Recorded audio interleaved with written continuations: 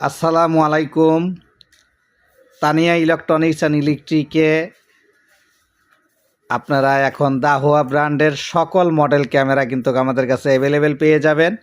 আপনারা যারা বাসা বাড়িতে, দোকানে এবং পার্কে এবং গার্ডেনে আপনাদের উল্লেখযোগ্য যে স্থাপনাগুলো আছে এগুলাতে আপনারা এখন ক্যামেরা দিয়ে পুরোটাই আপনি সিকিউরিটির আওতায় নিয়ে আসতে পারেন। তার কারণ ক্যামেরার দাম এখন অনেক কমে গিয়েছে।